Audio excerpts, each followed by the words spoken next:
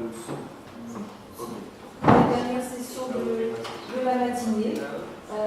Je suis contente d'apporter une présence féminine dans cette assemblée parce que depuis hier, je me disais qu'il y avait beaucoup d'intervenants, c'est déjà une prise de position. Je commence à écouter les territoires. Voilà. Alors, en parlant de territoire, justement, on va entendre deux conférences. La troisième personne, malheureusement, ne pourra pas être présente. Donc, les deux intervenants seront Olivier David et André Loos.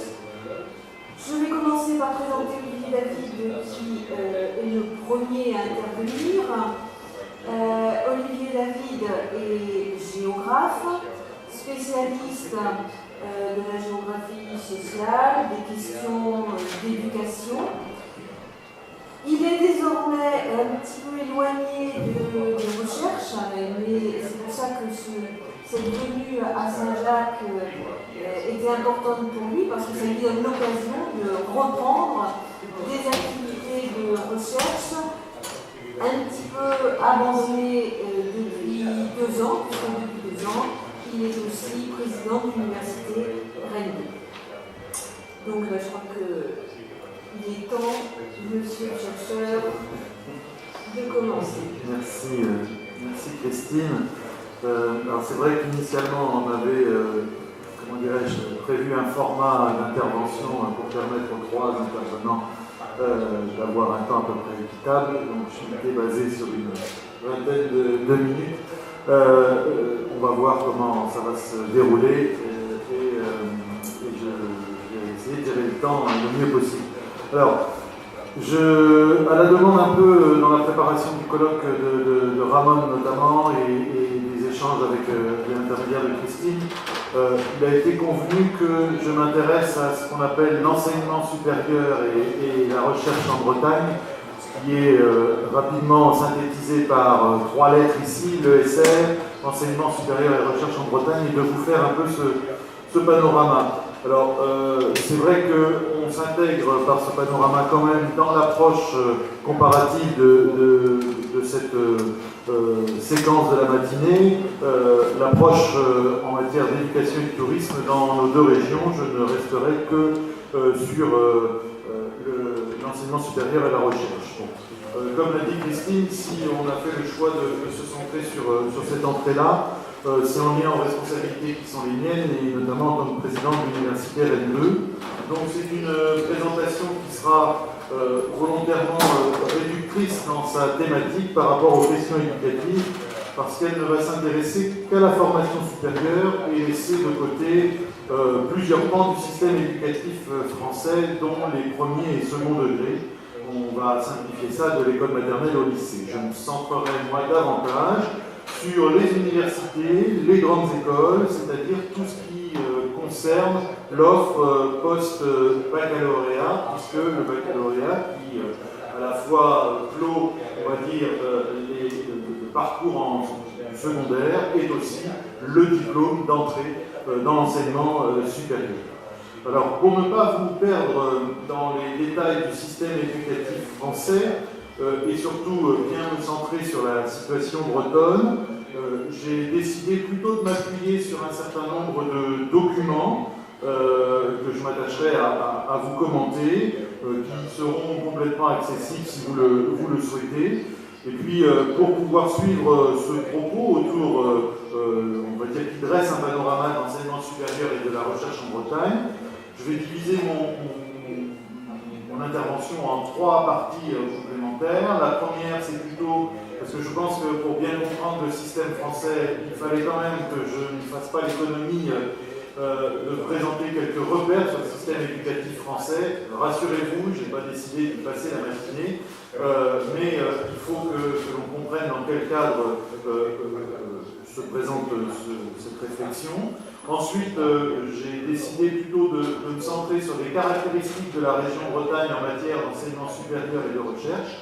Et là, on sera souvent dans la comparaison, bien sûr, avec le cadre national, la France.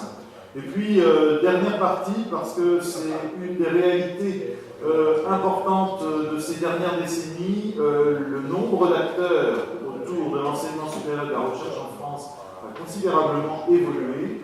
Et donc, ça pose un certain nombre d'enjeux sur lesquels je souhaitais terminer ma réflexion.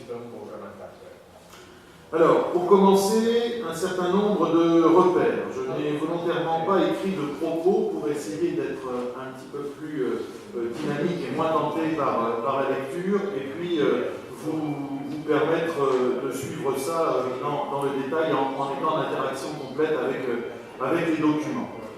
Premier élément, il est nécessaire de vous présenter de façon très synthétique comment est organisé le système éducatif français, pour que vous puissiez comprendre plus particulièrement comment l'enseignement supérieur s'articule avec les premiers et seconds degrés.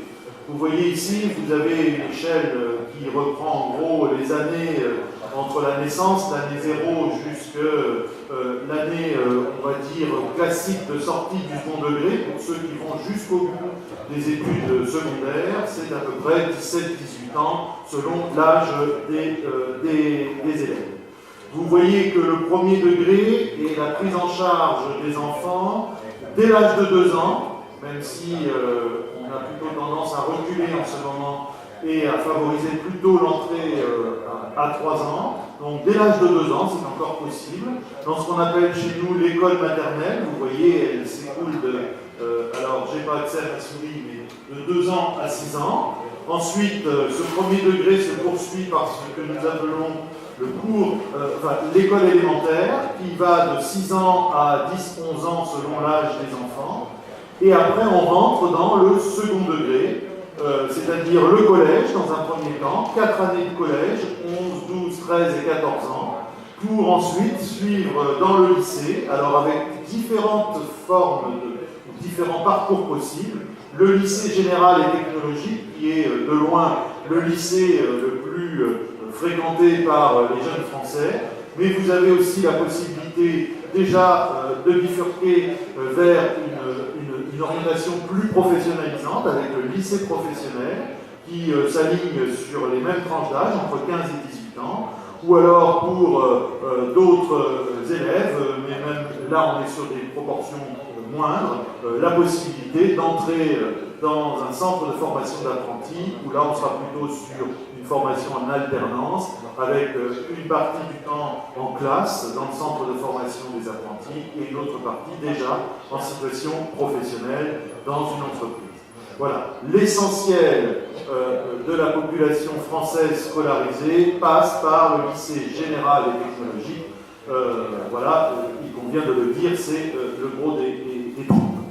Et puis ensuite arrive le supérieur. Alors, avec plusieurs spécificités, nous avons bien sûr les universités, c'est plutôt les formations supérieures longues, qui peuvent aller de 0 à 8 ans. Ce sont des durées théoriques, surtout entre 5 et 8 ans.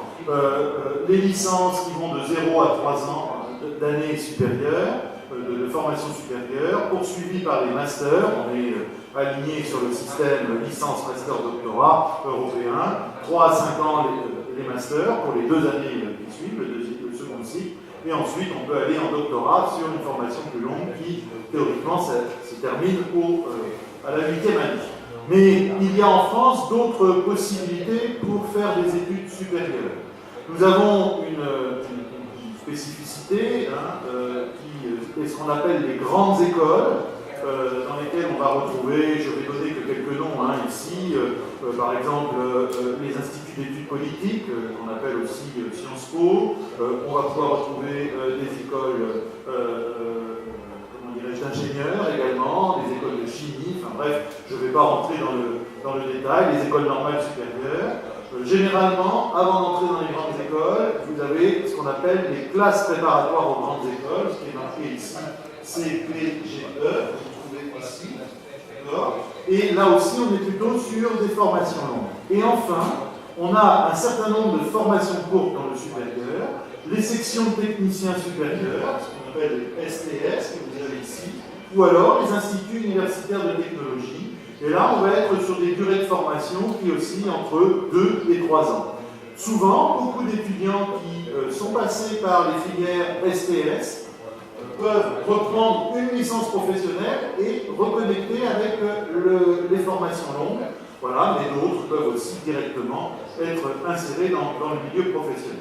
Alors, les instituts universitaires de technologie sont pour la plupart, et vous le verrez en Bretagne, rattachés aux universités, d'accord, mais elles ont une forme d'autonomie quand même en tant que composante par rapport aux universités et développent des formations différentes. Donc, vous voyez bien, les deux niveaux supérieurs ici sont plutôt ce qu'on appellera les formations longues supérieures et les niveaux infra sont plutôt les formations courtes. Voilà, même si il n'est pas impossible pour quelqu'un qui a fait une formation courte de reconnecter avec une formation courte. Voilà en gros comment se présentent les choses, et nous on va s'intéresser essentiellement sur le niveau supérieur. Alors, quelques données générales, parce que ça fait partie de la description d'ensemble, et vous voyez, je vous ai donné les différents niveaux, premier degré, second degré et supérieur. Vous avez les effectifs. Vous voyez que vous allez avoir 6,8 millions d'élèves dans le premier degré en France, dont 86% des effectifs sont dans ce qu'on appelle le secteur public, donc de responsabilité, sous la responsabilité directe de l'État, d'accord, et qui peut être organisé à différents niveaux selon le niveau scolaire. Ensuite, vous avez le second degré, où là vous avez 5,6 millions d'élèves. Alors, la différence s'explique essentiellement parce que nous sommes sur des générations qui sont aujourd'hui moins fournies que ne le sont les générations du premier degré. Et puis enfin, dans le supérieur, vous avez en France à peu près 2,6 millions d'étudiants. Si vous suivez de loin l'actualité française, nous sommes sur le supérieur, sur un niveau de progression démographique très important aujourd'hui, puisque arrivent à l'entrée à l'université toutes les générations nées entre, allez, pour faire court, 1998 et 2002, d'ici quelques années, donc c'est-à-dire des cohortes démographiques très fournies. Voilà. Vous voyez également que la part du public est largement majoritaire, que ce soit sur le second degré ou le supérieur. Alors, que représente la Bretagne dans cet ensemble-là? Vous voyez le poids de la région au niveau national, donc qui est un poids qui est conforme au poids démographique de la région. La région bretonne, c'est à peu près 5% de la population française. Eh bien, vous y trouvez 4,8% des élèves du premier degré. On est très proche de la moyenne du poids démographique. 4,9% du second degré et 4,8% des étudiants.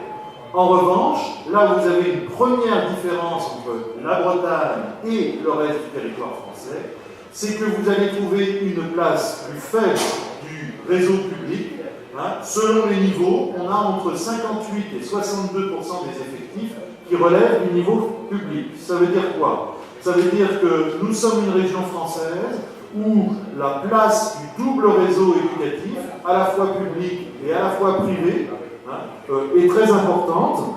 Cela renvoie à des caractéristiques qu'on a évoquées ce matin, notamment la forte place de la religion catholique dans l'histoire de la région et qui s'est traduite également dans le développement d'un enseignement catholique, d'un enseignement confessionnel, donc un réseau à dominante confessionnelle.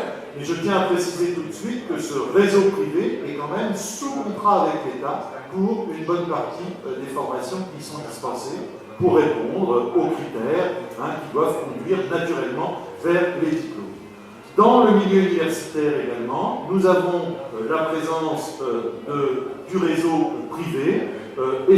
Dans les universités, nous avons une présence de l'Université catholique de l'Ouest, j'y reviendrai tout à l'heure. Et puis, dans le supérieur, nous avons aussi la place des lycées privés qui présentent pas mal de formations courtes, section technicien supérieur, comme je vous les ai présentés tout à l'heure. Voilà pour les données d'ensemble. Alors maintenant, présentons la situation de la région Bretagne en matière d'enseignement supérieur et de recherche. On l'a dit déjà à plusieurs reprises, des interventions, la Bretagne aujourd'hui c'est 3,3 millions d'habitants. Ça, ce sont les derniers chiffres statistiques. Donc, l'enseignement supérieur et la recherche en Bretagne, mais surtout l'enseignement supérieur, aujourd'hui connaît une croissance assez soutenue depuis le début des années 2000. Cela est lié directement, on l'a évoqué déjà, au dynamisme démographique de la région. Quand on prend les données statistiques produites au niveau national, nous sommes sur des niveaux de croissance démographique assez importants, de l'ordre en moyenne de plus 0,7% par an sur la période qui va de 2000 à 2014. Donc ce sont des niveaux de croissance démographique qui sont importants et la Bretagne fait partie de ces régions de la façade atlantique qui sont soumises à une croissance démographique assez forte depuis le début des années 2000. Elle le doit, pour notre région, essentiellement au solde migratoire qui est positif, très positif, et également un complément avec le solde naturel. Quelques données chiffrées d'ensemble. Nous avons en Bretagne 126 860 étudiants, ce sont les données de 2016. Ça, c'est la traduction concrète de la progression des effectifs dans l'enseignement supérieur. Et la croissance des effectifs dans l'enseignement supérieur est plus élevée en Bretagne, comparativement, qu'elle ne l'est en France. C'est-à-dire qu'on est vraiment dans une phase de croissance démographique qui alimente directement l'augmentation des effectifs du supérieur. Et vous voyez très concrètement, entre 2010 et 2015, c'est plus 12% de croissance sur l'ensemble des établissements relevant de l'enseignement supérieur et de la recherche. Donc, on a à la fois une bonne attractivité de nos établissements, notamment des universités, et quelles que soient les universités, et il y a quand même aussi des éléments de contexte qu'il faut rappeler ici. Sachez que la Bretagne est l'une des régions françaises où les résultats au baccalauréat figurent parmi les meilleurs. Nous sommes la deuxième académie en France en termes de taux de réussite au baccalauréat. Donc vous imaginez un bon niveau de réussite au baccalauréat plus une croissance des effectifs démographiques, tout cela contribue à alimenter les effectifs de l'enseignement supérieur et de la recherche. Alors, après, c'est juste pour illustrer d'une manière chiffrée le poids que représente l'enseignement supérieur, aussi pour un territoire comme la Bretagne. Quand on regarde le budget consolidé des différents établissements de la région, c'est à peu près 1 milliard d'euros pour une année entière. C'est les chiffres de l'année 2016. Donc ça commence à faire quand même un poids économique non négligeable pour une région comme les nôtres. Il faudrait tout de suite dire que ce poids économique est aussi la convergence de financements croisés où interviennent à la fois l'État, à la fois les collectivités locales et régionales, notamment régions, un petit peu moins les départements, j'y reviendrai aussi un petit peu tout à l'heure, et puis les métropoles et les villes qui interviennent également à leur niveau. Donc, vous verrez tout à l'heure que c'est un système d'acteurs assez complexe. Continuons dans ces chiffres clés pour montrer la diversité des infrastructures de formation. La région, dans son ensemble, regroupe 4 universités. Il convient de les citer parce qu'il y en a plusieurs présentes dans la salle, donc au moins ça peut être intéressant. Rennes 1, qui est l'université, on va dire, plutôt sciences et techniques et santé sur le pôle rennais. Rennes 2, qui est plutôt l'université des sciences humaines et sociales, également des sciences du sport. Et puis on va trouver ensuite l'université de Bretagne occidentale, qui est elle pluridisciplinaire, donc qui représente la diversité des champs que je viens d'évoquer, et l'université de Bretagne Sud, qui est elle située plutôt sur les deux pôles de Lorient et de Vannes, qui est également pluridisciplinaire. On va trouver 8 instituts universitaires de technologie qui sont rattachés à ces 4 universités, sauf une. Il n'y a que Rennes 2 qui n'a aucun institut universitaire de technologie. Toutes les autres en ont un. Donc 8 instituts qui, eux, sont répartis sur le territoire. On va retrouver des villes comme Lannion, des villes comme Saint-Brieuc, Rennes évidemment. On va les retrouver également sur Saint-Malo, Brest, Morlaix, Quimper, Lorient, Pontivy et Vannes. Et vous voyez que Par rapport aux universités, on commence déjà à avoir un niveau de dispersion sur des villes moyennes plus importantes dans la région. Vous allez trouver 31 grandes écoles, hein, on va retrouver aussi les écoles d'ingénieurs dans cette catégorie, et ce que je vous disais tout à l'heure, 111 lycées qui offrent des formations de type section de techniciens supérieurs et également classes préparatoires aux grandes écoles, qui elles sont réparties, bien sûr, encore plus largement sur le territoire régional. Alors, maintenant, une fois qu'on a dit ça, on voit quand même qu'il y a un certain nombre d'inégalités dans la répartition des effectifs de l'enseignement supérieur. Hein. Vous avez ici une carte extraite de l'atlas produit par le ministère chaque année ou tous les 2 ans, exactement. Et là, vous voyez qu'il y a des disparités internes à la région dans le poids des différents pôles. Alors en fait, on pourrait, grâce à cette carte, avoir l'impression qu'il y a une dizaine de pôles. Je vais les réunir en 3 pôles différents. Et vous comprendrez au fur et à mesure de mon propos. On a d'abord le pôle qui est constitué par Rennes et tous les sites, c'est pas péjoratif dans ma bouche, mais les sites satellites de Rennes. On les aura pour Brest et on les aura également pour Lorient-Val. Rennes est implanté également par ses IUT, par ses antennes universitaires, également sur Saint-Malo, sur Saint-Brieuc, Lannion. Donc en gros, vous avez tout un pôle qui regroupe, on va dire, le nord-est de la région, qui est le pôle rennais, où là, vous avez à peu près 50% des effectifs de l'enseignement supérieur de la région. Vous allez trouver complètement à l'ouest le deuxième pôle, structuré évidemment par Brest, mais également Quimper, plus on va retrouver aussi Morlaix et quelques établissements secondaires qui sont là également importants. Là, ce n'est plus 50% des effectifs, mais 25% des effectifs.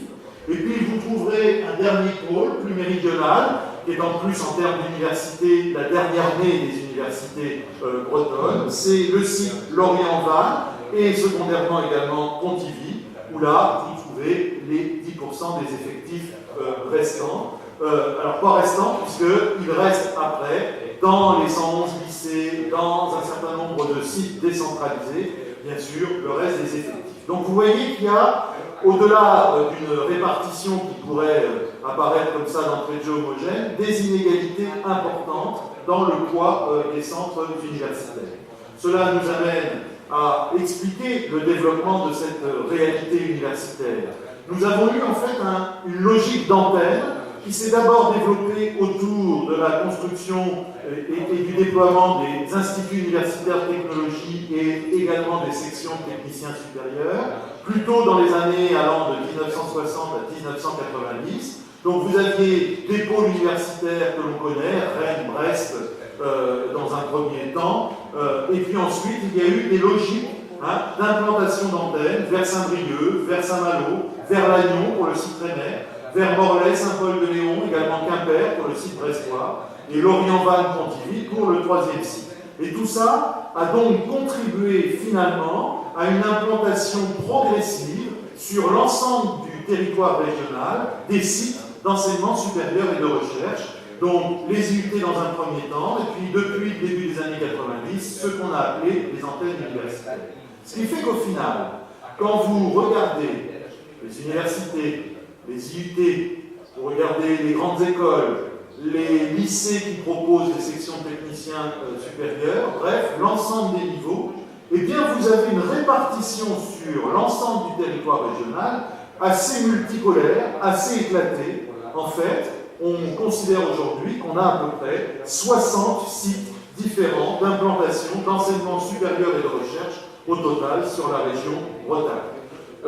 Ces 60 sites d'implantation font quand même vivre à peu près 10 000 personnels de l'enseignement supérieur et de la recherche sur la région, répartis équitablement, environ 5 000 enseignants-chercheurs dans les différentes universités, les sections de techniciens supérieurs ou les UT, et vous avez également 5 000 personnels administratifs, techniciens, bibliothécaires, qui accompagnent le développement de l'enseignement supérieur.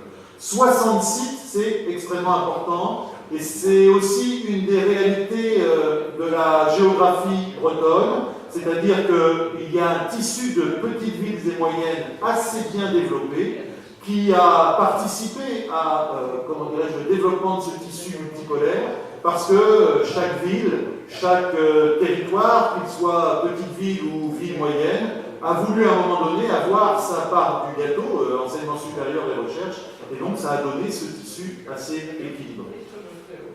Alors, dernier élément, c'était pour vous montrer les éléments importants. Vous avez un graphique ici qui articule en gros les formations longues, c'est ce que vous voyez, hein, université, hors IT, avec les écoles d'ingénieurs et de commerce et les classes préparatoires aux grandes écoles, tout ce qui concourt plutôt aux formations longues d'enseignement supérieur.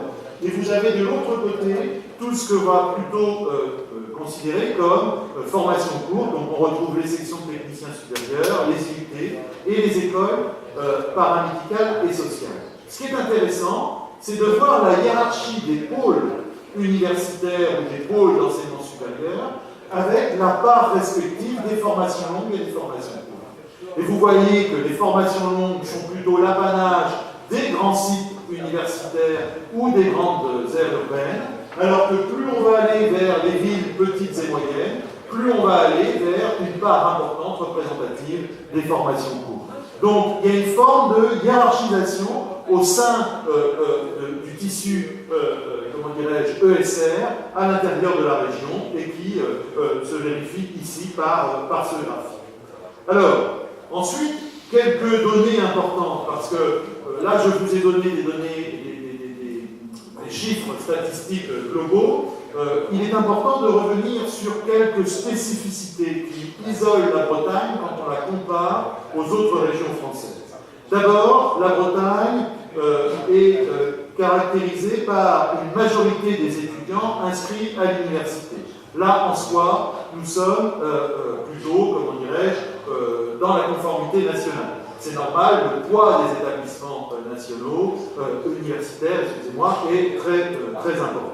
Et comme en France, on le doit à une offre de licence, de master, qui s'est largement développée. En revanche, quand on regarde l'université en Bretagne et qu'on la compare à l'université en France, il y a deux traits caractéristiques importants. Le nombre de masters développés est moins important que celui qu'on peut trouver dans le reste du territoire français, et la part des doctorants est aussi plus faible que ce que l'on peut comparer dans les autres sites universitaires français. Voilà, ça, ce sont des... Même si on est en forme dans une dynamique de rattrapage aujourd'hui par rapport au reste du territoire français. Deuxième élément important sur lequel je veux insister, c'est le poids important des formations courtes. C'est-à-dire qu'il y a une originalité bretonne, malgré des taux de réussite académique très élevés au baccalauréat, eh bien, les jeunes bretons s'engagent plus fortement qu'ailleurs dans les formations courtes. Et notamment la place des sections techniciens spécialisés, la place des IUT, la place des écoles paramédicales et sociales, c'est-à-dire qui donnent à une insertion professionnelle assez rapide après 2 ou 3 ans de formation. Donc ça, là par contre, c'est bien un caractère distinctif de la région Bretagne par rapport à la France. Une place importante de l'enseignement privé, je l'ai dit tout à l'heure. Nous sommes la 4e région française par le nombre de places offertes dans l'enseignement supérieur et la recherche privée. C'est-à-dire que nous avons, de ce point de vue-là, deux campus importants, portés par l'Université catholique de l'Ouest. Le plus important et le plus ancien, c'est celui de Guingamp, avec 4,6% des effectifs. Et puis on a un petit nouveau qui vient d'arriver, autour de Vannes, à Aragon, qui est là aussi une antenne de l'Université catholique de l'Ouest. Alors, 4e rang national, c'est aussi une poursuite logique du poids des effectifs privés que l'on trouve dans le primaire et dans le secondaire. Hein. Il ne faut pas oublier cette caractéristique. Et enfin, mais ça aussi ça rejoint des éléments dont on a parlé ce matin, sous un autre aspect, une faible attractivité de la région Bretagne vis-à-vis des étudiants étrangers, Aujourd'hui, il n'y a plus que 13 régions en France. Quand on compare la Bretagne parmi ces 13 régions françaises, nous sommes la 12e. Et la dernière, c'est la Corse. Donc, vous voyez bien que c'est une spécificité. 8,6% seulement de nos étudiants sont internationaux, là où on peut monter en moyenne au niveau national à 11,5%. Et souvent, quand je présente des photos d'amphithéâtre, quand j'ai l'occasion de faire des diaporamas comme je vous en fais un aujourd'hui au niveau national, la première réaction, c'est que quand on regarde la configuration physique de nos amphithéâtres, c'est qu'on y trouve assez peu de populations d'origine étrangère. L'exemple qui est ici est assez révélateur. Là, c'est une formation en musique R2 qui a été utilisée. Voilà. Pour autant, cela ne veut pas dire qu'on n'a pas de forte mobilité. On est une région française où la mobilité Erasmus, notamment, fonctionne très bien. Hein. Mais par contre, sur l'attractivité au niveau national, c'est beaucoup plus faible. Venons-en maintenant au volet recherche, parce que c'est l'autre pilier important de l'enseignement supérieur en France, mais je pense que de ce point de vue-là, c'est un peu une banalité de le dire, mais en France, l'articulation enseignement et recherche est très très forte. La Bretagne est au 7e rang national en matière de dépenses intérieures en recherche et développement, donc là, elle est plutôt en meilleure position sur les 13 régions françaises, et elle consacre à peu près 2% de son produit intérieur brut régional à l'enseignement supérieur et la recherche. Donc, en matière de recherche et de développement, nous avons une région qui est depuis longtemps préoccupée, et ça rejoint aussi les dynamiques plus anciennes qu'on a évoquées dans d'autres communications, je crois que c'est hier après-midi, la volonté des acteurs économiques locaux de garantir les intérêts bretons, et notamment de miser sur la recherche, sur l'innovation pour le faire. Présence de la plupart des grands organismes nationaux sur 4 pôles principaux. On retrouvera bien sûr Rennes et Brest largement en tête, mais également Lorient et Vannes. Alors, ça ne veut pas dire pour autant que nous avons beaucoup de chercheurs dans la recherche publique. C'est un peu le paradoxe. Effectivement, les organismes nationaux, alors c'est quoi? On va retrouver le Centre national de la recherche scientifique, on va retrouver l'Institut français de la recherche sur la mer, l'IFREMER, on va retrouver l'Institut scientifique en recherche médicale, l'INSERM, l'INRA sur la recherche agronomique, l'INRIA également sur la recherche informatique appliquée. Mais pour autant, ce n'est pas parce qu'ils sont présents sur le territoire qu'ils mettent à disposition de la région un nombre important de chercheurs. L'ouest de la France est, par rapport aux organismes nationaux, une région où il y a assez peu d'implantation de chercheurs publics. On en trouvera par contre beaucoup en entreprise. Et puis, 8e rang national pour la production scientifique, ce qui, là aussi, est plutôt une position assez importante. Elle le doit également à une structuration de la recherche en réseau assez importante, autour de thématiques très fortes. On va retrouver tout ce qui est sciences et techniques, information et communication, la mer, tout ce qui est agroalimentaire, agriculture, j'aurais pu dire agriculture, agroalimentaire, la recherche de la santé, les sciences de l'univers également, et puis autour des sciences humaines et sociales, avec un réseau, la Maison des sciences de l'homme en Bretagne, qui est aussi un réseau assez dynamique. Donc voilà, et on a aussi également de grandes infrastructures ou de grands équipements reconnus pour leur excellence. Je pense à Brest, sur lequel la dimension maritime est effectivement très forte, mais là on a 2 grandes infrastructures au niveau national. Pour tout ce qui est océanographique, la flotte océanographique française est largement installée sur Brest, mais également tout un réseau d'observation des océans, où là, notre place à l'échelle européenne n'est pas neutre, et nous avons de ce point de vue-là plusieurs équipements assez importants. Alors après, j'ai essayé, à partir d'un autre schéma, qui est la réalité des publications scientifiques. Vous avez l'indice d'impact de ces publications scientifiques à l'échelle internationale. Donc plus on est vers le 2, plus ces matières ou ces disciplines, ces champs disciplinaires sont visibles. Et puis vous avez l'autre donnée, la part nationale des publications en pourcentage de la région par rapport à l'ensemble national.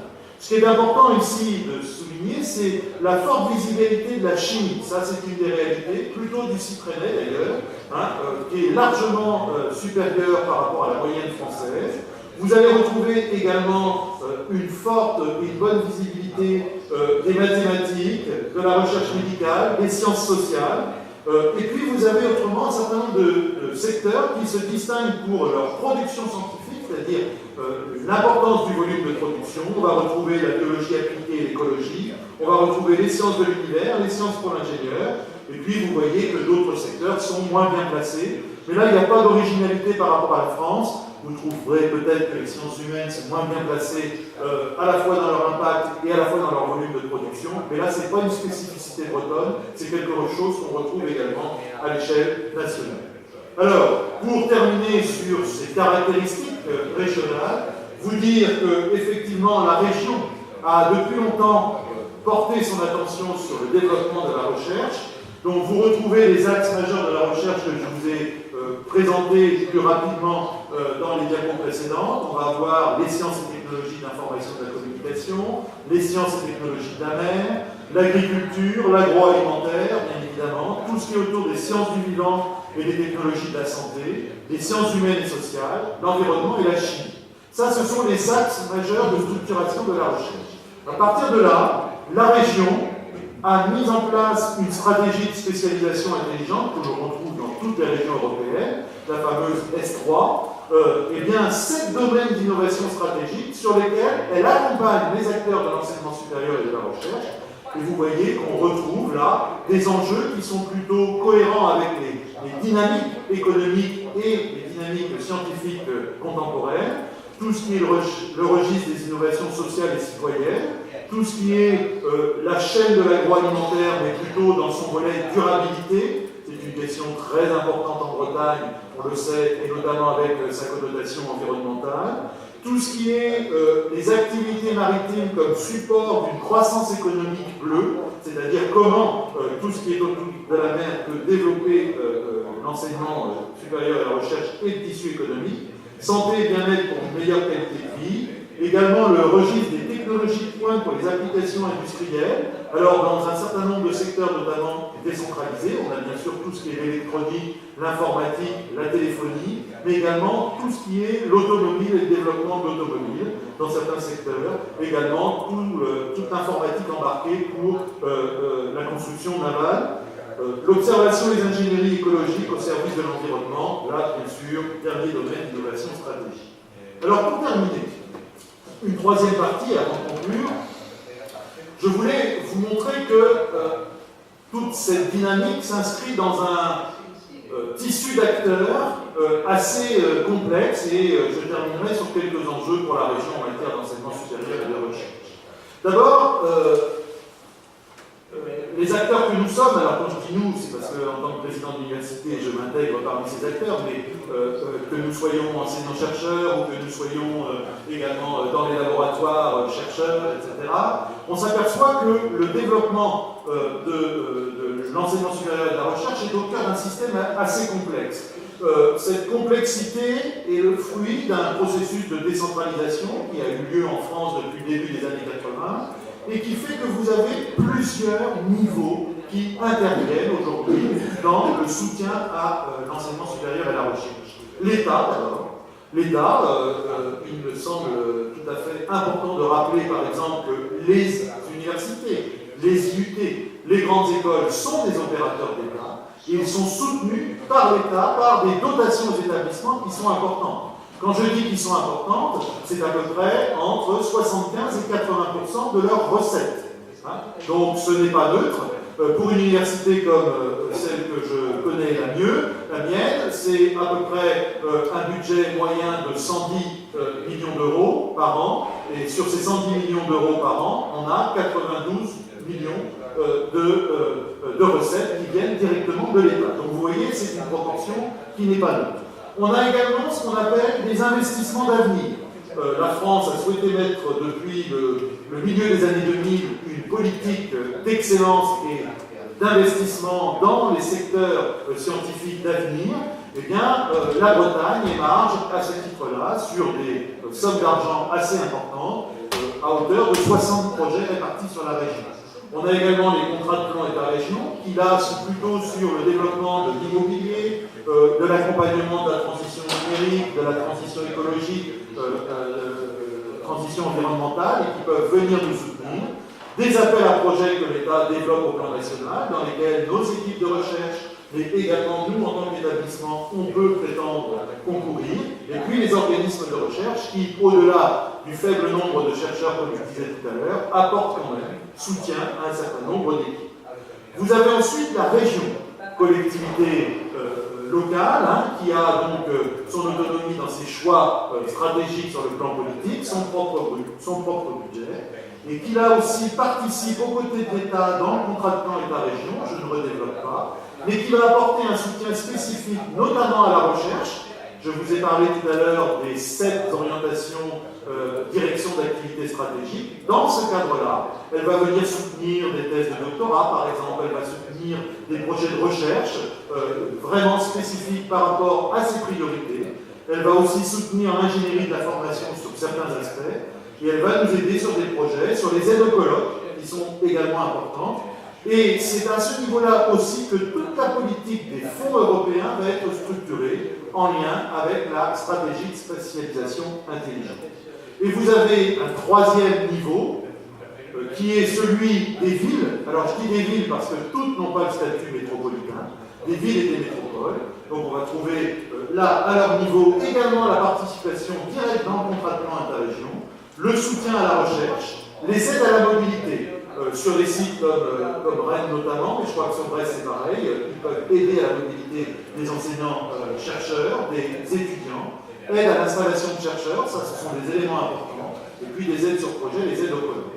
Alors, je ne voudrais pas que vous ayez l'impression qu'il y a un niveau qui est complètement disparu, c'est celui du département, des départements, qui est un niveau intermédiaire, qui existe toujours en France, mais depuis la dernière loi d'organisation territoriale, la fameuse loi NOTRe, nouvelle organisation territoriale de la République, eh bien, le département intervient de moins en moins dans l'enseignement supérieur et la recherche.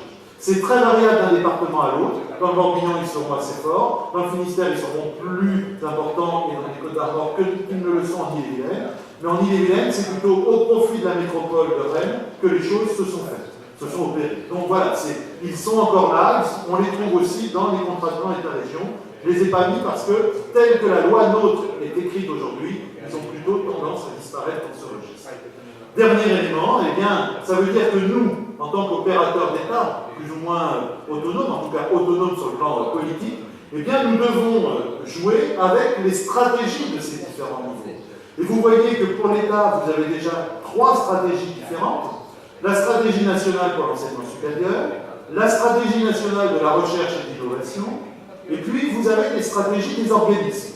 On doit composer avec ces 3 stratégies qui sont déclinées par un 4e niveau de stratégie qui est la stratégie territoriale. Donc là, pour des opérateurs comme les nôtres, même si on a une politique, on a envie de développer tel ou tel secteur scientifique, telle ou telle activité, nous devons composer avec l'État, notamment par leur niveau de financement. Et je le rappelle, quand on intervient à 80% de la hauteur du financement, on ne fait quand même pas tout à fait ce qu'on veut, même si, sur le papier, nous sommes autonomes. Deuxième élément, la région, qui a, elle, son schéma régional de l'enseignement supérieur et de la recherche. Et là, tous les acteurs de la région s'intègrent dans ce schéma et doivent répondre également sur le plan de la recherche et de l'innovation à la stratégie de spécialisation intelligente. Donc, quand la région mise sur la mer, c'est vrai que pour certains établissements, je pense à Brest, il y a un enjeu à miser également dans le développement de la mer sur ce secteur-là. Quand la région dit « nous souhaitons que les HS viennent apporter des éléments en matière d'innovation sociale, d'innovation citoyenne », eh bien c'est vrai qu'un établissement comme le mien, qui est plutôt SHS, va miser sur ces éléments-là pour développer sa politique. Même chose, la région Bretagne a également une politique de développement linguistique et culturel très forte, qui, pour un établissement comme Rennes 2, qui a effectivement la formation bretonne, mais également celui de Brest, eh bien là, on a intérêt également à travailler avec la région pour développer notre politique. Et puis, vous avez les villes ou les métropoles qui ont des stratégies spécifiques d'enseignement supérieur et de recherche et qui peuvent parfois avoir même un schéma de développement universitaire. C'est le cas sur Rennes, je ne sais pas si c'est le cas sur Brest en tant que tel, mais je pense qu'il y a une logique de développement des pôles universitaires à l'échelle de la métropole. Voilà. Donc vous voyez que quand on combine tout ça, nous avons quand même fort à faire quand on développe une politique des établissements pour s'articuler avec tout ça. Alors les enjeux, je terminerai là-dessus assez rapidement. Une croissance des effectifs soutenue, je vous l'ai dit tout à l'heure, ça c'est l'enjeu de la décennie à venir.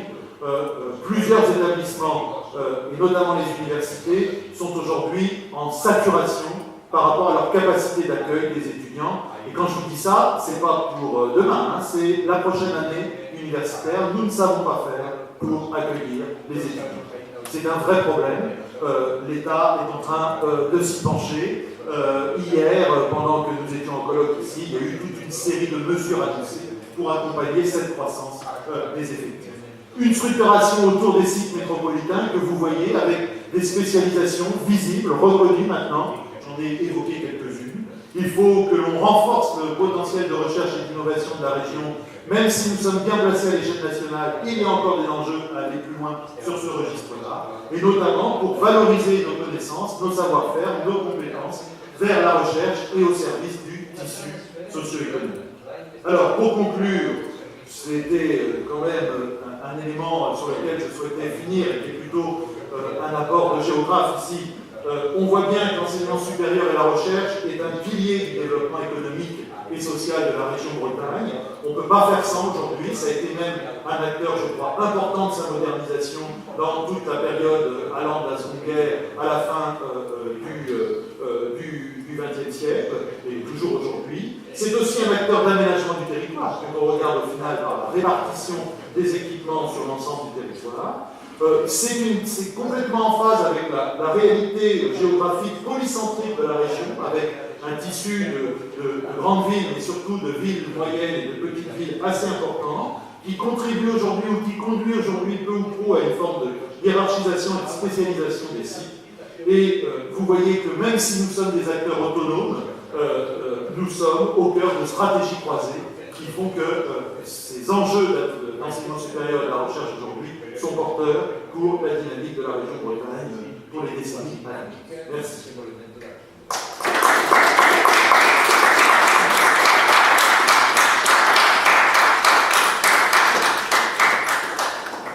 Bien, merci Olivier. J'ai l'impression quand même que les 20 minutes... C'est largement. Oui, voilà. Mais bon, il reste quand même du temps. On va entendre maintenant Ruben Loïs et à peu près, je dirais, qui rentre presque catégorie par catégorie dans les catégories qui sont celles que tu travailles. Donc, Ruben est géographe, spécialiste d'une géographie urbaine, avec un intérêt aussi porté aux questions de jeunesse. Il enseigne à l'université de Saint-Jacques, avec aussi cette spécialité de géographie sociale, qui a bien un point commun avec Olivier. Beaucoup de projets, des projets à la fois régionaux, nationaux et européens, beaucoup de publications. Vous avez les indications sur les documents qui ont été distribués. Et moi, quelque chose qui aussi a retenu mon attention, c'est cette approche du chemin de Saint-Jacques de la littérature italienne avec une analyse géographique. Là, je crois qu'on est bien au croisement de plusieurs approches et ça me semble intéressant. Je ne connais pas, mais ça a piqué ma curiosité. Voilà. Bien. Je ne sais pas, vous changez peut-être de place, non?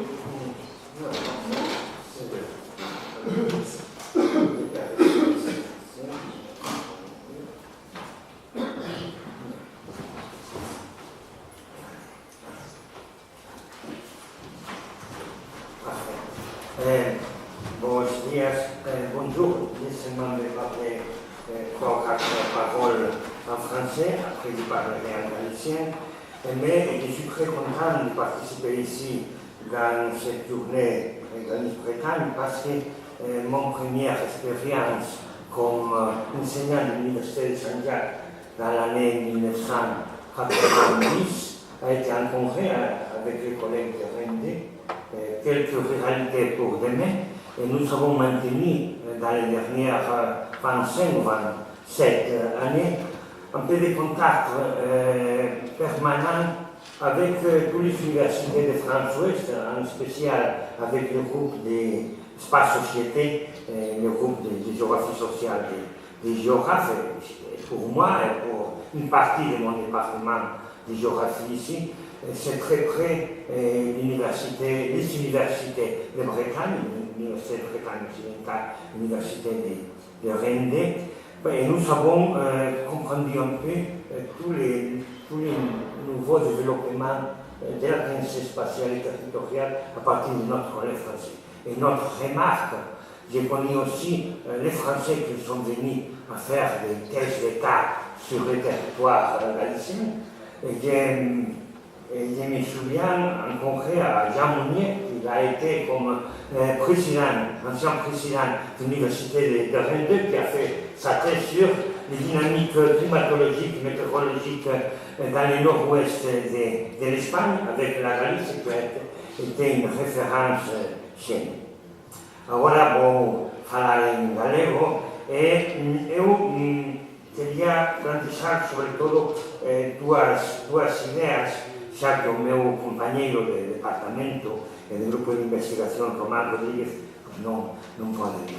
Primeiro facer unha presentación xeral sobre o territorio galego, sobre como nos vemos a xeografía de Galicia no momento actual, porque non houve outro momento a que agora onde se pode presentar un pouco que afinidades, o que disparidades podemos ter como territorio, como país en relación con Bretaña, e unha segunda parte centrarme máis no ámbito do turismo e máis en concreto tamén facer algunha referencia ao Camiño de Santiago, que realmente é un tema que me apasiona e que levo traballando en relación un pouco cos novos enfoques de xeografía cultural e de xeografía social, sobre todo facendo análise contemporánea de quen ven a Santiago, como se está desplazando e que procura. Entón, en relación co territorio galego, eu plantexei unha serie de ideas. Primeiro, explicar Galicia en sí, un pouco como o territorio por sí mesmo, como podemos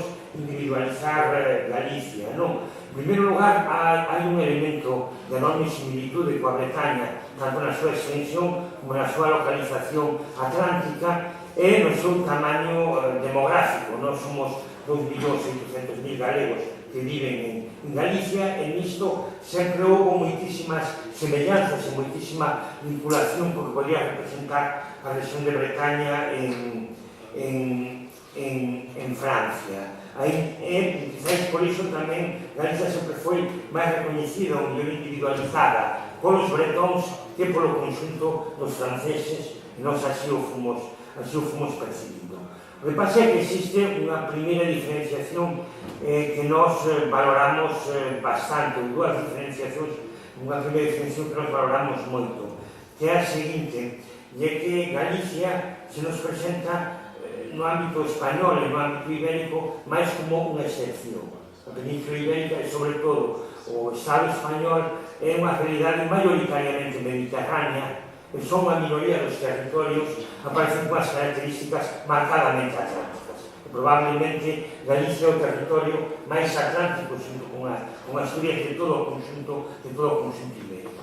Isto, entón, que provoca que, desde o punto de vista das paisaxes, desde o punto de vista da organización tradicional do territorio, desde o punto de vista da súa vocación atlántica, da súa vocación marítima, se separe moito da imaxe máis ou menos tradicional, popular, que o conxunto ibérico, que o conxunto español ten de cara ao exterior.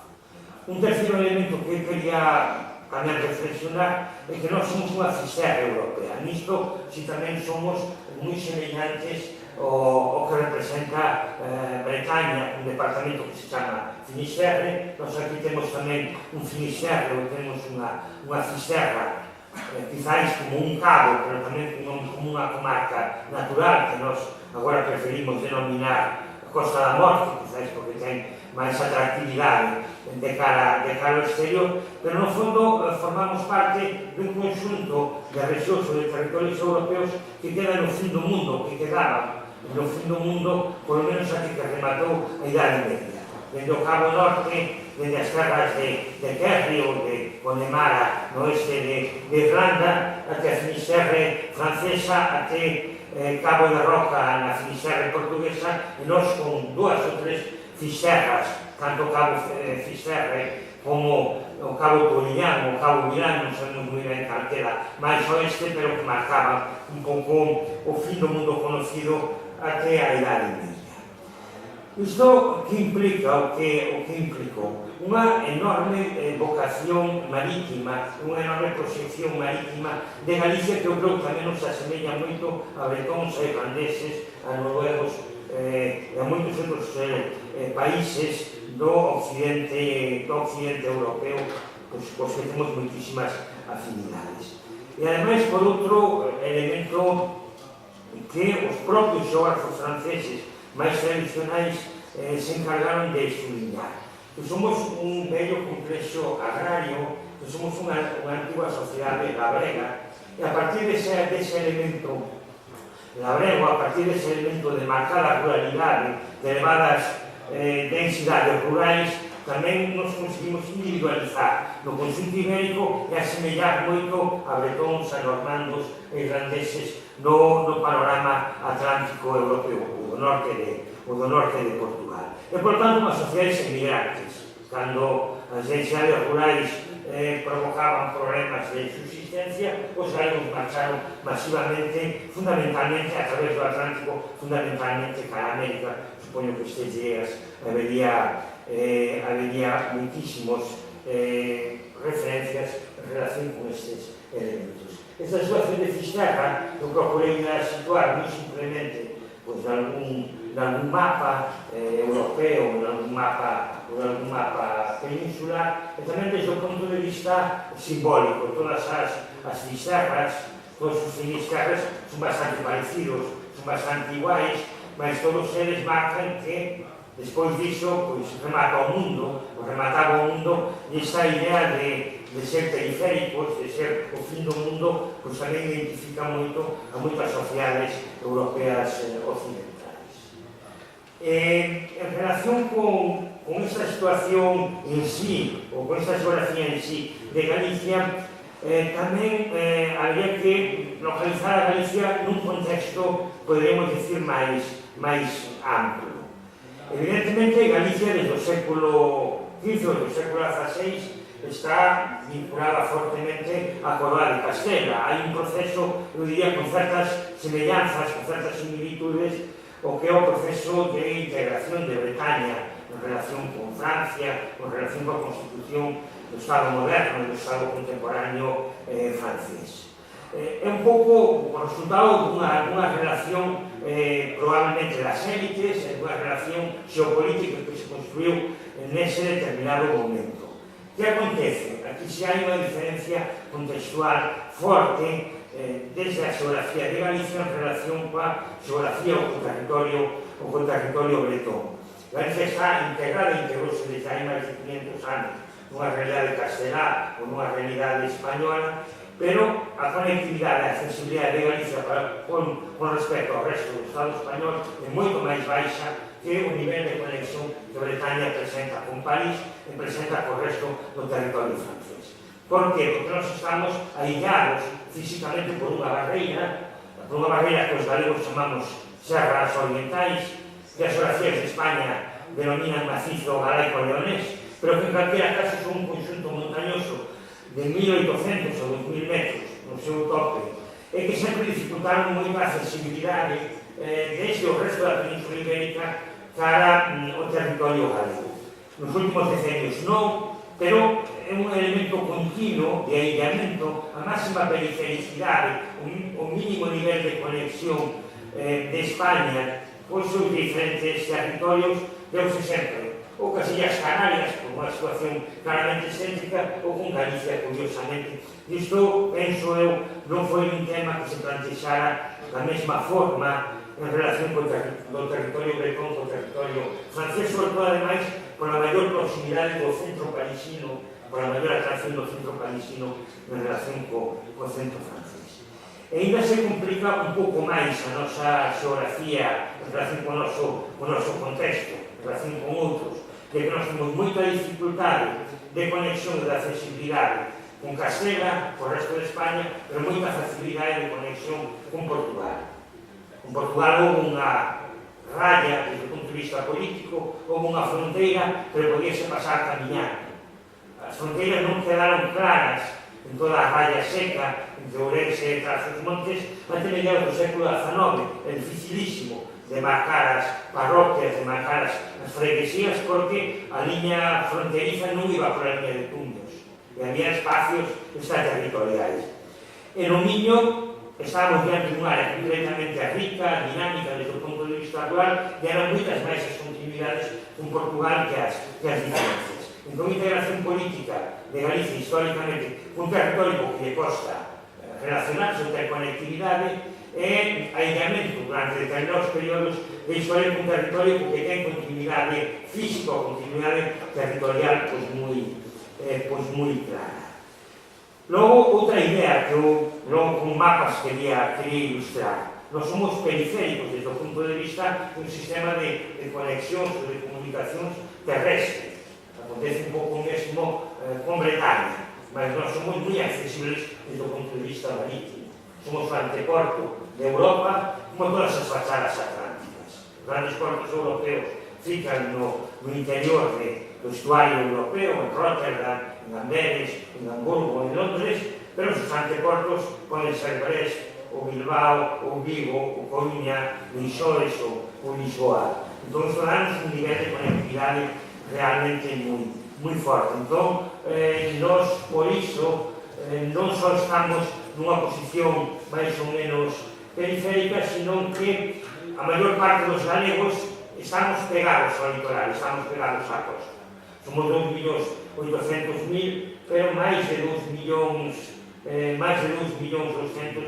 vivimos no que se chama o eixo urbano atlántico, que é unha cidade continua, que vai de Ferrolterra e a Coruña para a fronteira portuguesa e que engloba toda a área metropolitana de Vigo. Aí viven 3 de cada 4 galegos pegados ao litoral, pegados á costa, nunha organización territorial que si é diferente da Bretaña, onde o gran centro urbano de Agen fica no interior, pero que si se parece moito a toda a organización territorial da península, onde os peninsulares, os ibéricos, vivimos ao lado da costa, excepto Madrid, dos elementos que explica tamén moitos debates territoriais que se plantexan dun xeito continuo e que nos fai prácticamente iguais que os portugueses que, con 10 millóns de habitantes, fan que 7 ou 8 millóns vivan pegados ao litoral da región metropolitana de Lisboa, da región metropolitana de Porto, en todas as áreas litorais e urbanas que se desenvolven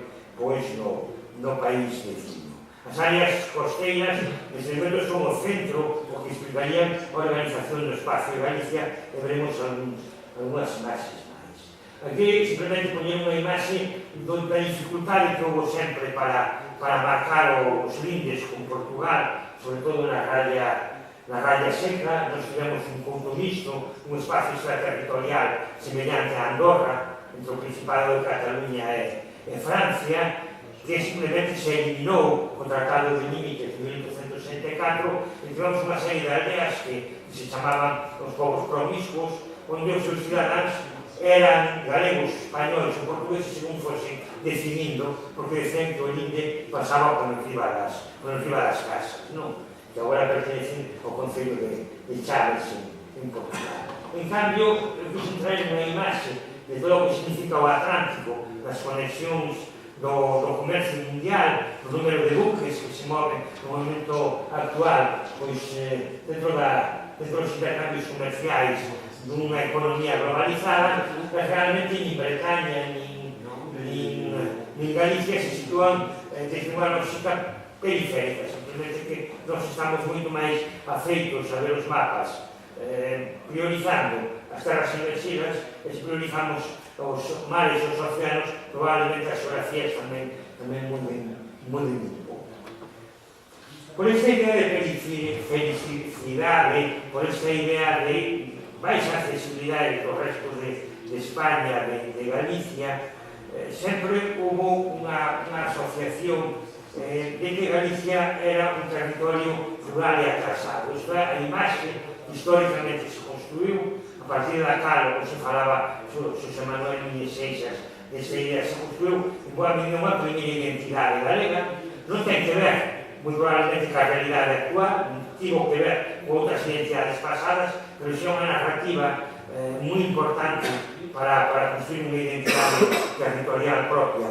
No caso de Galicia, que é unha identidade que ademais se vai construindo coa imaxe de Galicia e coa imaxe dos galegos, tanto na literatura castellana, de época moderna, o século de ouro, como na literatura portuguesa, máis ou menos no mesmo período, onde hai a mesma imaxe do galego como periférico, como rudo, como rural, ainda que tamén na literatura portuguesa, nos libros de viaxe portugueses, aparezan un montón de navegantes que levan o sobrenome do galego, non? O de galegos, onde parece que as relacións eran bastante fluidas, mentre que os navegantes dos casteláns eran sobre todo vizcaínos, non? Eran vascos e tamén eran andaluces. Pero esa idea de perifericidade, de ruralidade, foi moi marcada, sobre todo a partir do século XVI.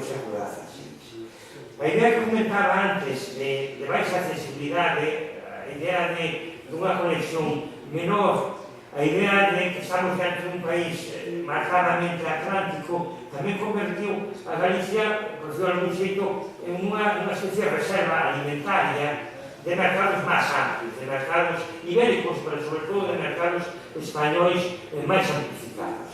Nun país mediterráneo, a vide, a oliveira e o trigo marcaban as producións agrarias comercializables, pero sempre había déficit de carne de bovino, de carne de vacuno, ou había déficit de leite ou de produtos lácteos que viñan da minoría de territorios ou de rexións atlánticas do conxunto ibérico. En todo o proceso de adaptación ou de apertura contemporánea de Galicia ao mercado español, Galicia vai tomar unha posición, ou polo menos vai a reforzar un pouco esta narrativa, de converterse na reserva gandeira de España e de convertirse tamén no gran fornecedor de produtos pesqueiros e de produtos marítimos do conxunto español.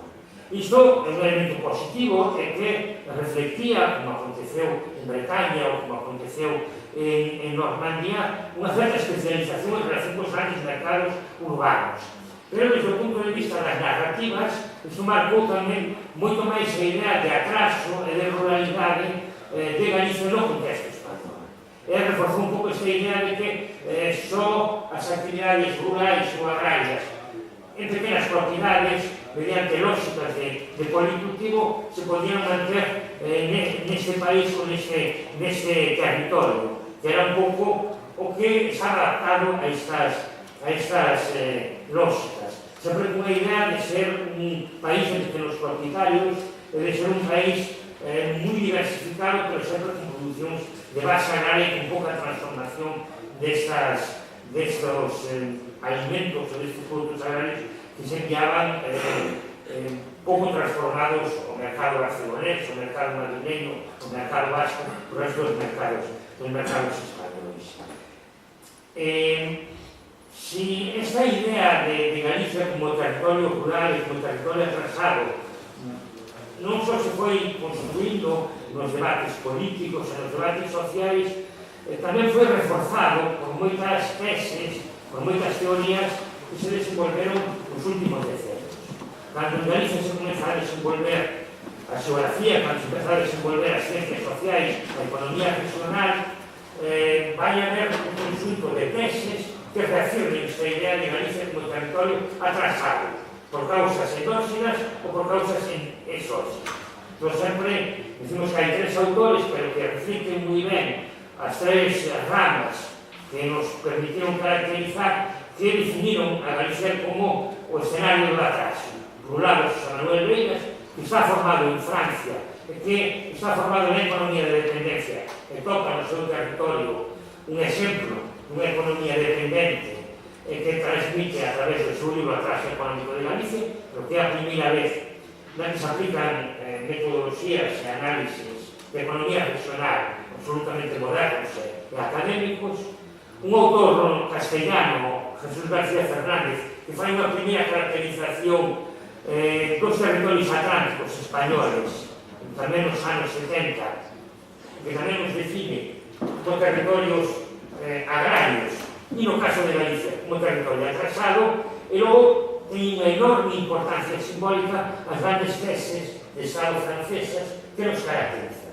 No caso concreto de Galicia, que tuvo un maior éxito foi a tese de Abel Guiller, un profesor de Poitiers vendeano, que decidiu ver o complexo agrario que se acaba convertindo nunha especie de biblia para historiadores, para xeógrafos, e que logo se tiran outras teses de Estado, como a de Jean Monnier, como a de Jean René Bertrand sobre a poboación de Galicia, que se foron facendo nunha serie de anos e que tiveron unha enorme importancia para de que os xeógrafos, os economistas, os historiadores galegos comenzásemos a ler o noso propio territorio a partir das imaxes que moitas veces a Universidade Francesa construía dun xeito moi ben documentado. Entón, nós tamén somos, en certa medida, produto dunha imaxe, produto dunha serie de relacións atlánticas académicas realmente moi importantes. Evidentemente, cando estes autores definían o atraso económico de Galicia, a ruralidade, era precisamente cando esa ruralidade e ese atraso económico estaba chegando ao seu fin.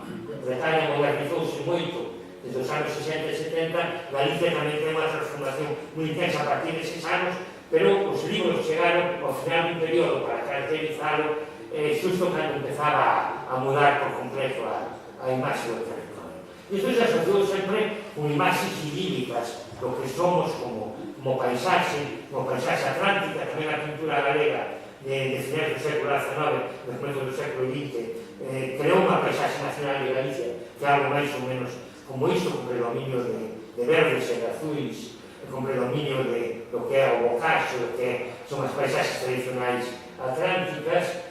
Son estas paisaxes que sobre todo traballan con un parcelario moi fragmentado, que expresa un minifundismo, que expresa un traballo moi continuo sobre a terra, que basicamente traduce unhas densidades rurais moi elevadas históricamente en Galicia, que un pouco vai construindo estas imaxes, e que reflicte tamén un hábitat de unhas tradicións máis ou menos populares que se foron máis ou menos clandestinas.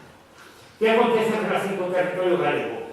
Que un sitio paralelo a todo este francés, un sitio paralelo a Bretaña, se transforma completamente nos últimos decenios.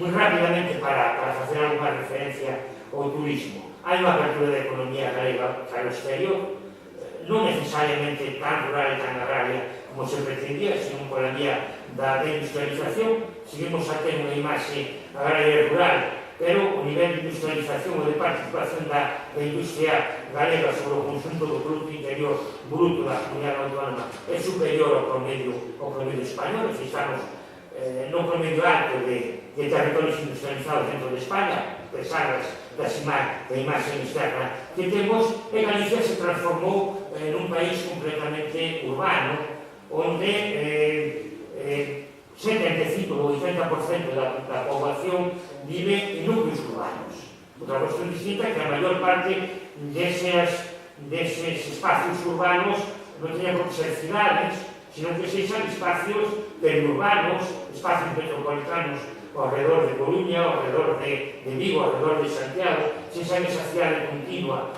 que chamamos eixo urbano atlántico, ou sexa urbano a partir de pequenas cidades, de medianas cidades, un xeito paralelo a Bretaña, que en parte foi tamén a tese de doutoramento de Román Rodríguez, do orador ausente nestes momentos, que caracterizou todo ese proceso de urbanización a partir de pequenas cabeceras comarcais, pequenos burgos, que se convirten en pequenas cidades, como Carballo, como Lalín, ou como As Pontes ou Ribeira, un proceso relativamente rápido.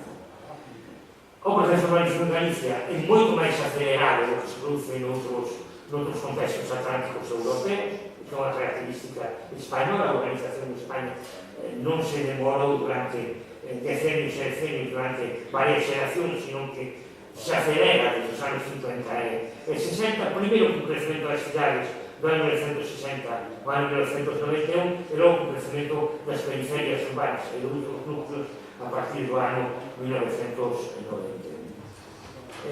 Estas son as imaxes da Galicia actual, ou as formas do crecemento da cidade dos anos 60 ou dos anos 70, este é o barrio das Flores, o polígono de Miña na periferia da Coruña, esta é a nova Galicia, en contraste coa outra, ainda que na narrativa sobre Galicia isto vese moito menos das paisaxes rurais que se comentaron antes. Isto son imaxes aéreas que mostran todo o que é a difusión do crecemento urbano das áreas litorais, non? A cidade difusa, que falaba Galga, nos entornos da Coruña, da Coruña até Aveiro, e un pouco todos estes procesos como se van dando desde os países. Isto sería a región ou área metropolitana de Vigo, non? Como podemos cartografiala nun proxecto, como é unha cidade que medra até ter 500.000 de habitantes, só 200 ou 250.000 iban nunha cidade compacta, os espacios urbanos da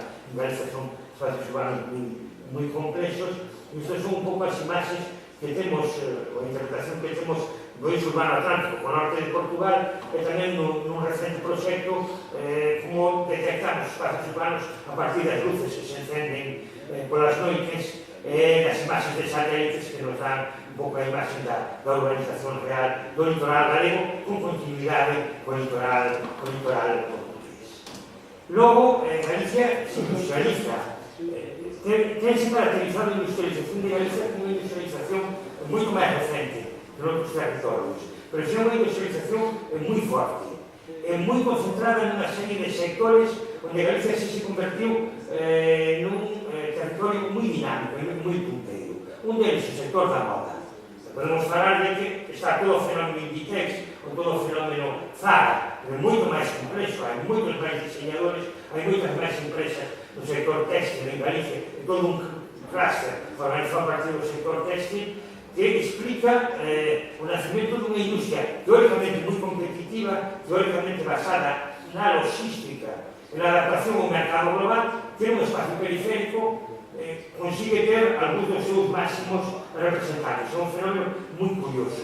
Un segundo sector clave para Galicia, todo o que é a industria mecánica, das súas diferentes formas. A industria automobilística, influencia francesa, primeiro pola localización da Citroën e coas relacións Vigo-Nantes, pero nestes momentos un desenvolvemento enorme de industria auxiliar do automóbil que se está transformando en industria auxiliar do sector aeroespacial. Nestes momentos con empresas portuguesas, con empresas brasileiras que demandan determinados componentes e que tamén mostra un nivel de especialización moi forte. E logo, outro elemento que eu creo que é moi importante na caracterización industrial de Galicia é que todo ese sector agrario, toda esa bella reserva agraria e pesqueira se convierte nun sector moi potente desde o punto de vista agroalimentario. Nada que decir no sector marítimo, donde realmente sí somos unha potencia a nivel mundial, non só por o número de buques ou por o número de descargas, sino porque desde Vigo ou desde Vigo e Madrid con empresas galegas se fixan precios de determinados produtos pesqueiros a nivel mundial. Isto é un elemento moi importante nun mercado globalizado, pero tamén no sector agrario con todo un proceso de constitución de grandes firmas con unha vinculación das empresas. Hai elementos de modernidade, de trazabilidade, de agricultura ecolóxica, aquí volvemos a toparnos con Bretaña, que explican un pouco unha especialización bastante forte e nós temos moi interesante para unha nova Galicia que, en cambio, ainda non sigue estando tan presente nas narrativas que siguen sendo máis rurais, que siguen sendo máis periféricas en relación con todo isto. A realidade territorial galega, aí tenes unha imaxe da calidad de montaxe, creo que de Citroën, da industria automobilística de capital francés en Vigo, non? Para dar un pouco esta imaxe. Esta dualidade, estes elementos que procurei comentar de perifericidade, atlanticidade, unha imaxe, unha narrativa sobre un territorio rural e atrasado, ainda que é un territorio moi transformado no momento presente, crea unha determinada imaxe turística de Galicia no momento actual.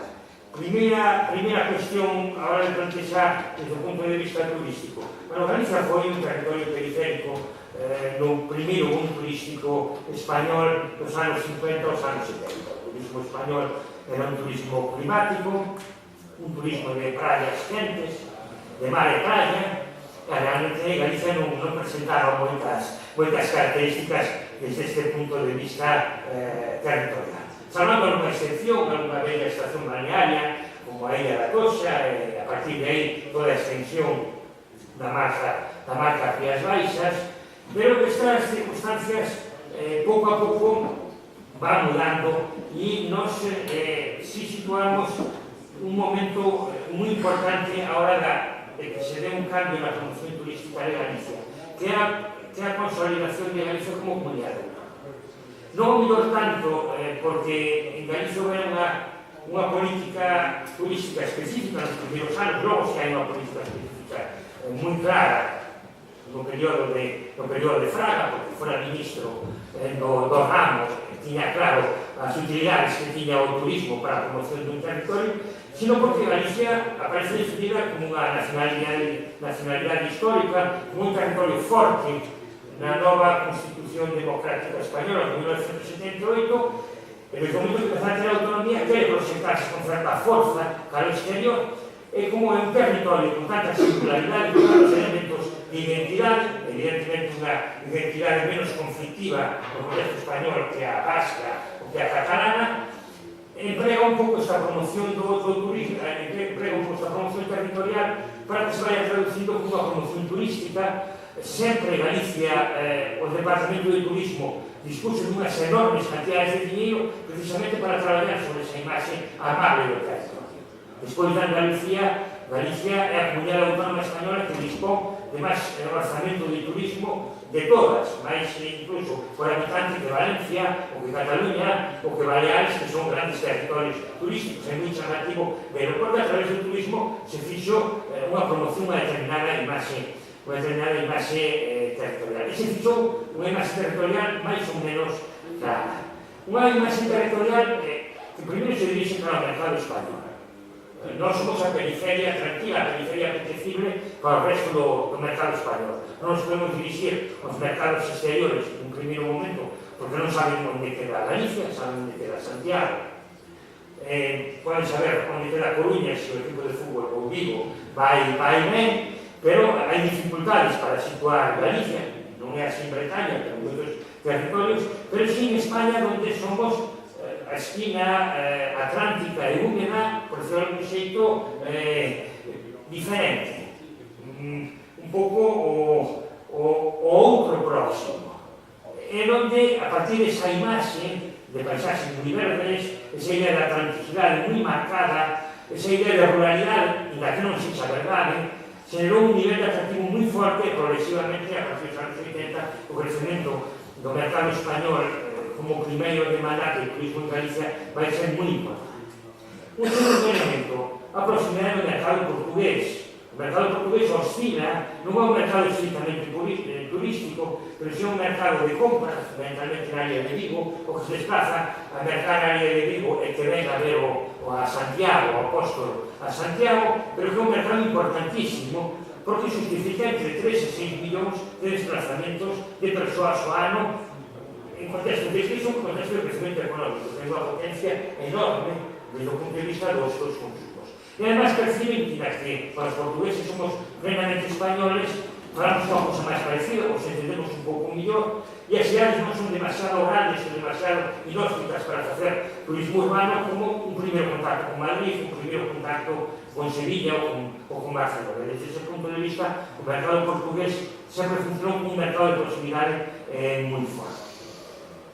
A partir dos anos 80 e dos anos 90, cal vai ser o gran elemento que internacionalice a Galicia, que internacionalice un pouco Galicia como produto turístico, o Camiño de Santiago, o Santiago de Compostela, e todo o que é o proceso de reconstrucción ou de renacimento das civilizacións contemporáneas, no que logo me deterei un pouco, simplemente por comentarlo moi rapidamente.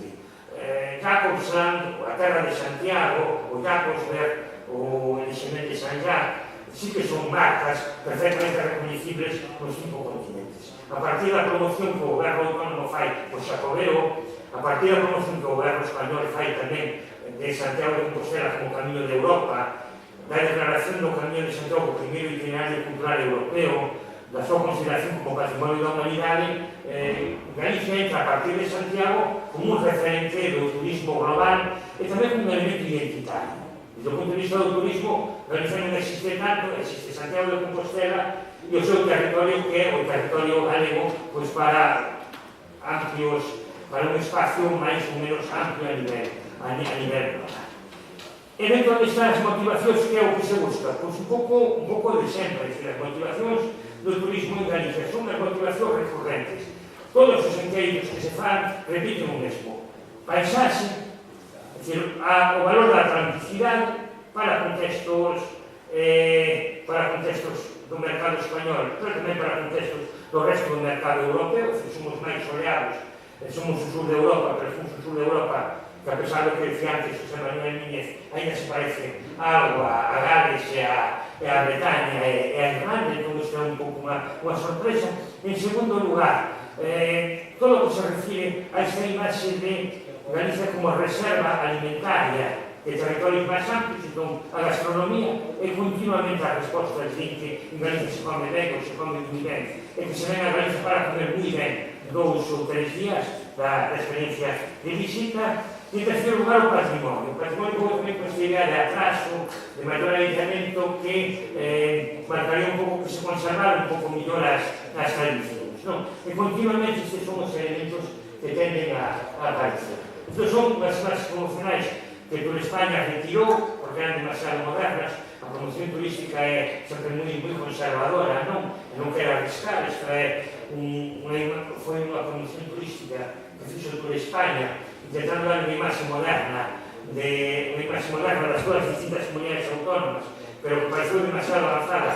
Diseñou a campaña, avanzou e a retirou no ano 2004, que era un gaiteiro afro-galego, supónse, a imaxe dunhas rocas co paraguas gigante en mar británico, pero bueno, un pouco estas imaxes que querían traducir un pouco a tradición e a modernidade do punto de vista da identidade de Galicia. Unha persoa que é contundente por comer moito marisco, era un pouco estas imaxes, desde este punto de vista.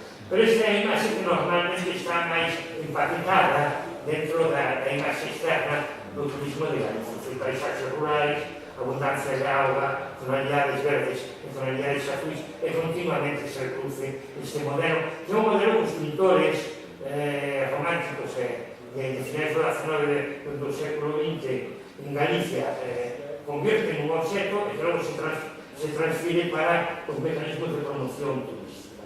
Ou imaxes un pouco máis patrimoniais, máis atávicas, como os calzados dos peregrinos, a referencia céltica, os fortes de ouro, se poden utilizar como elementos decorativos.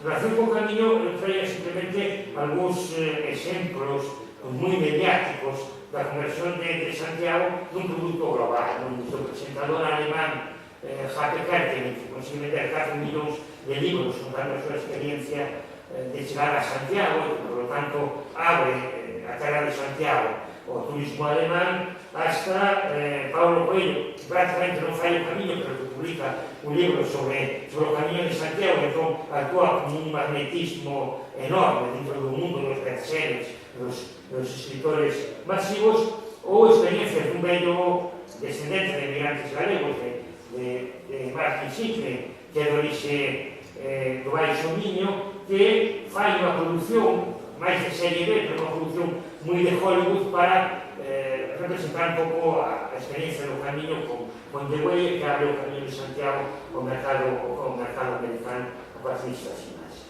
Máis imaxes de Galicia, isto, as cores, as zonas de cores da produción turística sempre valoran en Occidente o verde e o azul, nós temos abundancia de verde e azul, isto é o que continuamente aparece nas imaxes. En relación con Santiago, moi rapidamente, como se caracteriza o renacimento ou por que o éxito das peregrinacións contemporáneas? Quizás por unha concepción de moitos motivos. O primeiro deles é unha campaña moi forte de todas as administracións de promoción do Camiño de Santiago e de promoción de Santiago de Compostela como destino turístico. Nun proceso de competencia, pero non de competencia que será a perfecto, sino de competencia máis ou menos complementaria.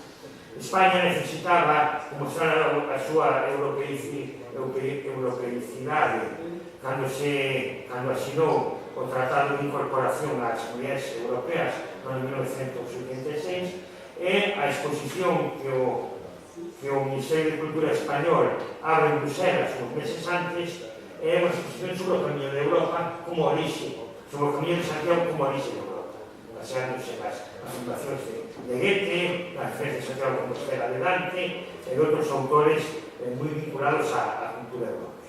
En segundo lugar, unha enorme promoción, non só da Comunidade Autónoma de Galicia a partir dos xacobeos, sino de todas as comunidades que atravesan o Camiño de Santiago que articulan a súa oferta turística a partir da existencia do Camiño francés de Santiago, en especial en Navarra, ou na Rioja, ou en Castela e León, onde sea un elemento fundamental de identidade turística desde o punto de vista autonómico. E logo as cidades como Santiago, que apostan moi claramente por ser cidades patrimonio da humanidade, por formar parte das redes de cidades históricas, de redes de cidades do turismo cultural e urbano, que entran un pouco nesta promoción.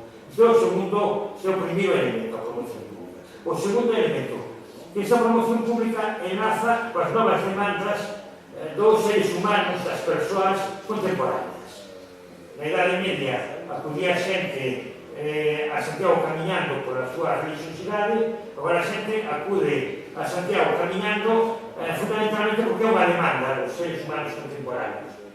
Hai unha serie de traballos, fundamentalmente de conceptos que utilizan os antropólogos, que lle dan unha gran importancia á mobilidade lenta. É moi importante, por unha parte, volver a desplazarnos como se desplazaban os nosos avós, os nosos bisavós, a 6 km por hora. A mobilidade lenta ten un enorme valor. Autores, xeógrafos como Tim Creswell ou como sociólogos como John Curry explican a volta das sociedades contemporáneas urbanizadas o gusto polo trekking, o gusto por camiñar. Isto é un elemento da sociedade contemporánea non menor. Isto que implica unha relación diferente co entorno. Non se ve igual unha paisaxe a 120 km por hora nunha autoestrada que camiñando no Camiño de Santiago a 6 km por hora. Entón isto é unha procura. Evidentemente isto entronca coas novas motivacións do turismo. Os turistas actuais son urbanitas, de xente que ven un ritmo de vida moi pautado, en empresas, unha mobilidade urbana moi marcada, intenta romper esa cotidianidade en relación co período vacacional, co período de descanso, de un produto que ofrece todo o contrario, camiñar, ter tempo para si mesmo, descansar e perderse en unhas paisaxes que contempla lentamente, pois é importante. Os antropólogos dan moita importancia tamén a outro concepto que é o concepto de liminalidade. John Turner, un antropólogo norteamericano, traballou moito sobre dous conceptos, que é o de liminalidade e o concepto de comunitas. Que a liminalidade é un pouco explicar a vida a partir de ritos de paso. O Camiño de Santiago é un rito de paso que implica normalmente, cando hai un nivel de satisfacción moi alto, o paso dunha fase da vida a outra fase da vida. Ou significa simplemente utilizar as rutas, os itinerarios culturais, os camiños de peregrinación tamén como unha metáfora da vida. Nos vamos camiñando cara a un destino. Ao longo da nosa vida, exactamente igual que se camiña cara a Santiago. Este elemento é importante porque nós, cando utilizamos os datos dos peregrinos, nos topamos con que hai dos grupos de idade que están sobre-representados dentro dos peregrinos que venen camiñando cara a Santiago. Que son os jóvenes, xente de 18 a 30 anos. En certa medida, o Camiño de Santiago é a primeira experiencia, pode significar a primeira experiencia de gran viaxe, cando un abandona a mocidade, o período de estudios antes de convertirse en adulto. E temos tamén moitos caminhantes a Santiago de máis de 55, de máis de 60 anos, que le chama agora turismo sénior, normalmente que veñen en temporada baixa de toda Europa ou de todo o mundo, tamén un rito de paso, o fin da vida activa, o fin da vida útil e o inicio de outro período. E ese tipo de peregrinos son moi significativos para marcar iso. Tamén se fai o Camiño de Santiago despois do divorcio, cando se sufre unha crise moi forte, cando se supera un cancro, ou outras persoas, pero non máis do 20%, segundo os datos do Observatorio do Camiño que desenvolveu a Universidade de Santiago, por unha motivación principalmente religiosa, motivación que a maior parte dos peregrinos comentan cara a Santiago é unha motivación espiritual, pero espiritual pode significar unha cousa específica, algo moi concreto, algo moi genérico. Hai conceptos que agora se manexan nas ciencias sociais como post-secularización, como religiosidade laica, que mellor explicarían esta idea, non? E aí volve entrar a paisaxe, volve entrar a patrimonio, e volve entrar outro elemento que é a comunitas. No camiño faz amigos, coñecense a outros, e este elemento de ter tempo para un mesmo, para reflexionar e ter tempo para estar con outros, é outro elemento moi valorado dentro desta nova recuperación do camiño desde ese punto de vista. Vamos ver, isto só se podería dar unha interpretación contemporánea do camiño. Quen ven a Santiago? Ven a Santiago calquera persona, calquera ser humano contemporáneo, por tanto, o camiño ten que ser multicultural e multireligioso. Isto foi un dos éxitos que realmente se tivo a promoción do camiño, é dicir, que non vinculou, como algúns pretendían, a unha idea de catolicidade, a unha idea de visita á Catedral de Santiago, ao resto do apóstolo, a promoción contemporánea do camiño, senón esta experiencia de camiñar durante moitos días, de estar en unha boca paisaxe, de consumir, etc. Entón, esta idea é realmente importante, que cheguen peregrinos musulmáns ou que asociacións como a americana ou como a británica de amigos do camiño estén presididas por anglicanos ou por outros grupos, por personas de outros grupos protestantes, é moi interesante. E logo, o outro elemento, un elemento de prestigio territorial, que é ser o primeiro itinerario cultural europeo e ser patrimonio do camiño. Isto sería outro dos elementos que permitimos isto. Que relación entre o Camiño de Santiago e a imaxe turística de Galicia? A Santiago ven 300.000 persoas, máis ou menos, no camiño tradicional. Pero iso fixa a marca turística. A Galicia ven en millones de turistas, que por decirlo de algún xeito, o cerne, o centro da imaxe turística está condensado nos que ven caminando a Santiago ou nos que ven a Santiago. Ten un valor ideolóxico para construir unha imaxe de destino turístico realmente moi forte. E logo tamén ten este outro elemento. Continúa dirigiéndose para o resto do mercado español ou ibérico, pero realmente sí é un produto global no momento actual. Uns apuntes moi breves porque teño que ir rematando. En relación co turismo, pouco máis que comentar, non? O turismo en Galicia está moi polarizado nestes momentos en Santiago de Compostela e en algún destino litoral, entre os concellos de Santiago e de Sanxenxo prácticamente suman o 20% da oferta turística total do país, non? Hai unha polarización moi forte, e que nestes momentos quizás o que máis preocupa non son estas imaxes idílicas ou vinculadas ao turismo, senón estas outras de masificación que agora en debate do turismo nestes momentos de si Santiago, si algunhas áreas de Galicia van a soportar determinados elementos de capacidade de carga, non? Tamén estamos a ter algunhas pintadas en relación coa turistificación, non? Que son máis ou menos significativas. E xa para concluir, eu quería simplemente insistir como continuidade do que se falou a primeira hora da mañá sobre a identidade, en concreto sobre a identidade territorial de Galicia. Hai moitísimos elementos de identidade entre similitudes entre Galicia e Bretaña. Aquí están paisaxes galegas e bretonas, non se sabe moi ben cales son dun territorio e cales son de outro, un lado son dun territorio e do outro lado son de outro.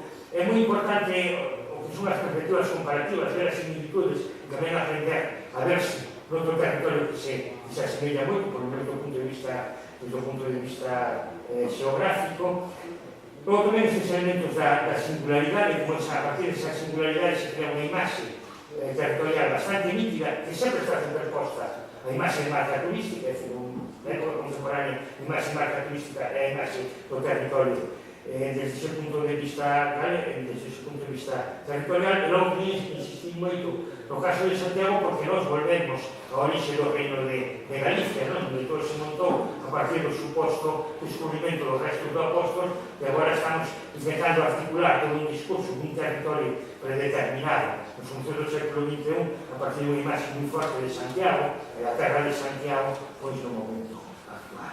É necesario.